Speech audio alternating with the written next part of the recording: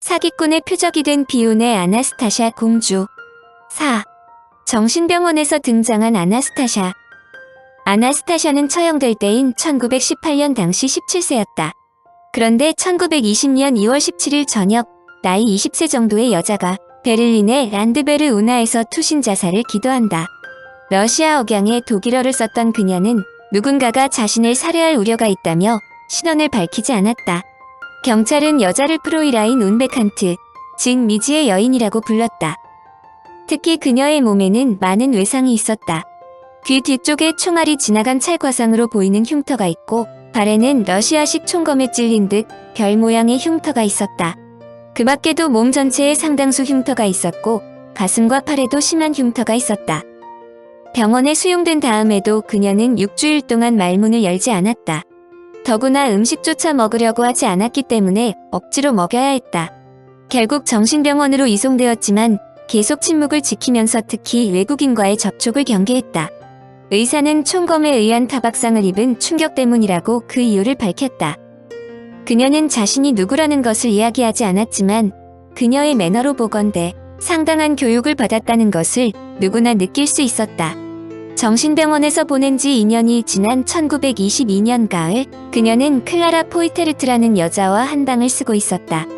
포이테르트는 혁명이 일어나기 전에 러시아에서 재단사로 일했던 여자였다.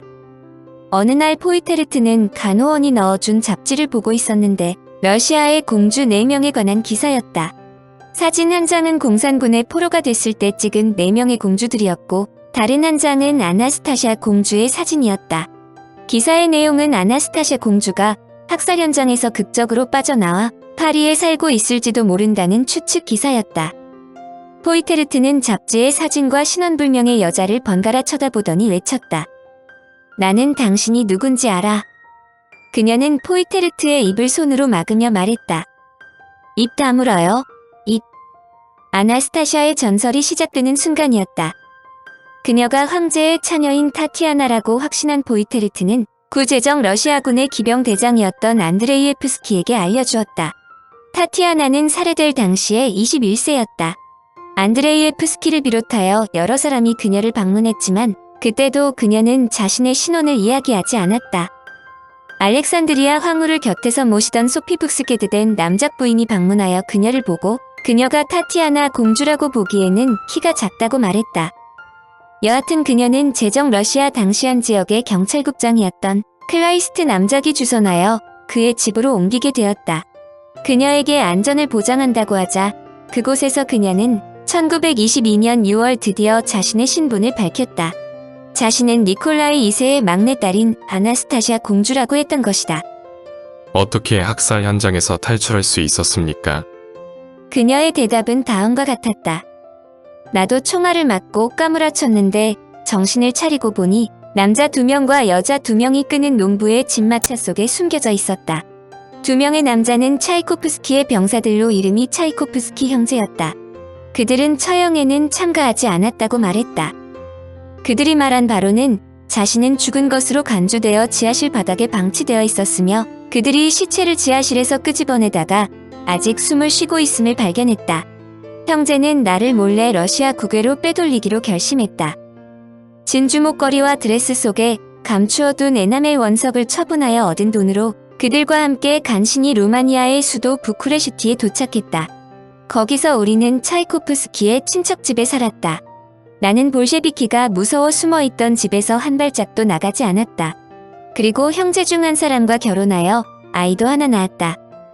그러나 그 후 얼마 안가 남편은 노상에서 볼셰비키 첩자에게 탈주자임이 발각되어 암살당했다. 나는 시레와 절망에 빠졌고 아이는 양자로 누군가가 데리고 갔다. 남편의 동생인 세르게이 차이코프스키가 나를 베를린으로 데려가기로 했다. 베를린이라면 볼셰비키를 피할 수 있는 곳으로 생각했다. 여하튼 긴 여로 끝에 베를린에 도착했는데 세르게이는 행방을 감추어 버렸다. 나는 너무나 피곤하고 절망에 빠진 나머지 운하에 몸을 던져 자살하려고 했다. 차이코프스키 마담이 아나스타샤 공주라는 것은 그녀의 손에 있는 상처를 보고 황후의 시종이었던 볼코프가 확인해 주었다. 공주의 손에 상처가 나게 한 것은 바로 저였습니다. 제가 어느 날 공주의 손을 자동차 문에 찍게 했거든요. 안네 프랑크가 쓴 일기의 진위를 판가름하여 유명해진 필적학자 민나 베커는 공주인 아나스타샤와 차이코프스키 부인의 필적을 100번 이상 비교한 다음 필적이 같다고 발표했다. 당대의 신원을 확인하는 방법 중에 하나가 귀를 조사하는 것이다. 귀의 세포는 아이 때부터 어른이 될 때까지 변하지 않기 때문에 귀 테스트는 당시 충분히 믿을 만한 신분증명 방법이었다. 놀라운 것은 두 사람의 귀가 17가지 면에서 일치한다는 독일 법의학자 민나 베케의 분석 결과가 발표되었다. 이 부분은 매우 논쟁의 여지가 있는데 추후의 조사 결과에는 신체적 특징으로도 차이가 난다는 증거가 제출되었다. 귀가 서로 다르다는 것이다. 아나스타샤 공주의 귀는 다소 감긴 형태로 위쪽은 다소 길쭉한데 차이코프스키 부인의 경우 그런 특징이 전혀 없다는 것으로 차이코프스키 부인의 결정적인 신체 특징이 부정된 것이다. 여하튼 유럽 왕가의 실세 중에서도 실세였던 러시아 황제의 딸인 아나스타샤 공주가 살아있다는 사실은 유럽 왕가를 강타했다. 그러나 그들은 아나스타샤를 만나는 것은 한사코 거부했다. 그것은 커다란 이권이 개입되었기 때문이다. 당시 니콜라이 2세는 엄청난 재산을 소유하고 있었다. 골동품이나 보석 등 귀중품 대부분이 혁명 정부에 압수되었지만 그가 상당히 많은 금과 돈을 외국 은행에 예치했다고 알려졌다. 특히 니콜라이 2세가 1000만 파운드나 되는 엄청난 돈을 영국의 은행에 예치했다는 소문이 돌았다. 소문대로 1000만 파운드의 돈이 예금되어 있었다면 그동안 이자가 늘어서 3600만 파운드나 된다고 알려졌다. 만약에 아나스타샤가 황제의 막내딸이라는 것이 확인되면 그 돈은 모두 그녀에게 돌아가기 때문에 러시아를 탈출한 황제의 인척들은 어떠한 권리도 차지할 수 없게 되는 것이다. 진짜 공주가 아니다. 그녀에 대한 확인 작업이 3년 동안 마쿠에서 이루어지다가 드디어 알렉산드리아 황후의 여동생 올가 여대공이 러시아 황실의 가정교사를 지낸 적이 있는 피에르 질리아르 부부를 파견하여 아나스타샤가 진짜인지 관찰하게 했다. 질리아르는 12년 동안 4명의 공주들을 가르친 가정교사로서 아나스타샤를 어려서부터 돌봐왔던 사람이었다. 황제의 요청으로 질리아르 부부는 공산당의 포로가 된 다음에도 그들을 교육하였고 유배지인 시베리아와 토볼스크까지 동행하여 학살이 일어나기 6주일 전까지 그들과 함께 있었으므로 공주들의 세세한 면까지 가장 잘 알고 있는 사람이었다.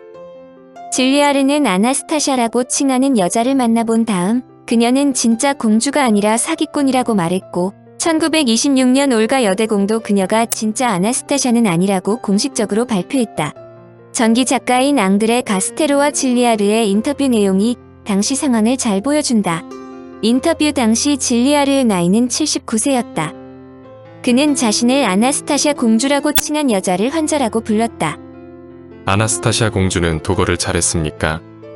아니요. 그녀는 독일어를 한마디도 못했습니다. 그러나 영어는 비교적 잘했지요. 아나스타샤는 가족들과 러시아어는 물론 영어로 대화를 나눌 정도로 영어가 능숙했지만 독일어는 엉망이었다고 알려진다. 불어는 보통입니다.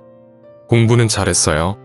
아닙니다. 그녀는 어느 분야나 처음에는 열성적으로 배웠으나 금방 열정이 식어버렸습니다. 사실 황제의 막내딸은 공부에는 성의가 없었습니다. 성격은 어땠나요? 아나스타샤는 매우 단순하고 천진난만했습니다. 모든 아이들이 그렇듯이 그녀는 어려서 매우 장난꾸러기였는데 나이가 들면서 점점 어른스러워졌지요. 그녀의 얼굴에서 센티멘탈한 모습을 본 적이 없을 정도로 왕궁에서 가장 활기가 있는 사람이었습니다. 포로가 되어서도 그랬습니까? 토볼스크에 있을 때도 그녀의 성격은 변하지 않았습니다. 그녀는 가능한 한 포로가 된 다른 사람들의 사기를 올려주려고 했지요. 아나스타샤 공주라고 칭하는 차이코프스키 부인을 어떻게 해서 만나게 되었습니까? 1925년 7월달에 올가 여대공으로부터 편지를 받았습니다.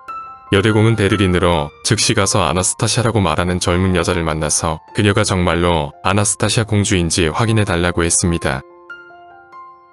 질리아르는 다음날 아날트역에 도착하여 곧바로 차이코프스키 부인이 있는 곳으로 혼자 찾아갔다. 그녀가 당신을 알아보던가요? 아니요, 전혀 알아보지 못했습니다. 처음에 당신은 어떤 언어로 말했습니까? 처음에는 아나스타샤 공주와 평소에 이야기하던 프랑스어로 말했는데 전혀 알아듣지 못했습니다. 다음에는 러시아어, 영어로 말했는데도 알아듣지 못하더군요. 그녀는 독일어밖에 할 줄 몰랐습니다. 독일어도 아나스타시아 공주에게 가르쳤습니까?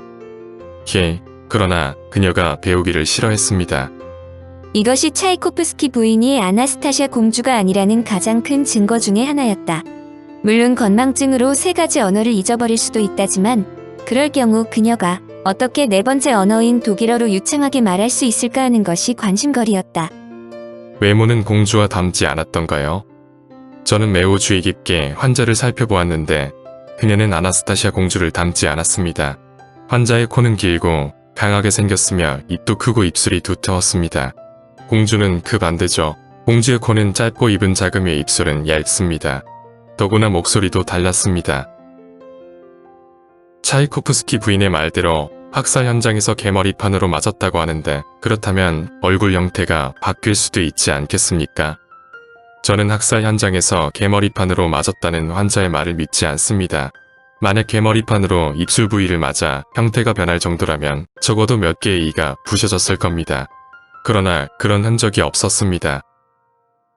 하지만 황후의 방에 대해서도 정확하게 기술하지 않았습니까?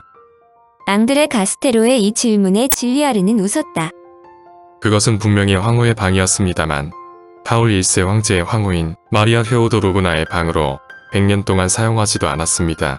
더구나 그 방은 니콜라이 2세가 살았던 궁전이 아니라 짜르스코이 예세로 궁전에 있습니다. 사모바르가 그녀의 방에 있었다는 내용도 정확하게 기술했습니다만 바로 그것도 환자가 거짓말을 하는 겁니다. 그녀는 자신의 방에 사모바르가 있다고 했습니다만 아나스타샤의 방에는 사모바르가 없었습니다. 이상하게 들릴지 모르지만 미콜라이 2세의 궁전에는 러시아의 모든 집에 있는 사모바르가 한 개도 없었으니까요. 질리아르가 그의 부인인 알렉산드라 테글레바와 함께 차이코프스키 부인을 만났다. 질리아르 부인도 아나스타샤 공주의 유모였으므로 그녀를 잘 알았다. 그러나 그녀는 전혀 엉뚱한 소리를 했다는 것이다. 내가 그녀에게 아내를 아느냐고 물었지요. 뭐라고 대답하던가요? 아내를 한참 쳐다보더니 자기 아버지의 여자 동생이라고 하더군요. 글쎄 아내를 올가 여대공이라고 했습니다. 그러나 테글레바는 그녀를 자기가 키우던 아나스타샤라고 확신했다. 차이코프스키 부인이 자기한테 이마에 향수를 뿌려달라고 한 것을 말했다는 것이다. 이는 아나스타샤가 어렸을 때 테글레바의 애칭인 슈라에게서 꽃향기가 났으면 좋겠다고 졸랐다는 것이다. 여하튼 차이코프스키 부인이 아나스타샤 공주가 아니라는 사실을 증명하기 위해 제출된 몇 가지 증거는 다음과 같다. 우선 아나스타샤 공주가 자기의 이름을 4명의 공주가 찍은 사진 위에 서명한 적이 있었다. 그 사진은 1925년에 러시아어로 니콜라이 2세와 그 가족의 비극적인 운명이라는 기사에 실렸는데 1926년에 차이코프스키 부인이 아나스타샤 공주의 서명을 신문지에 여백에 연습했다는 것이 발견되었다.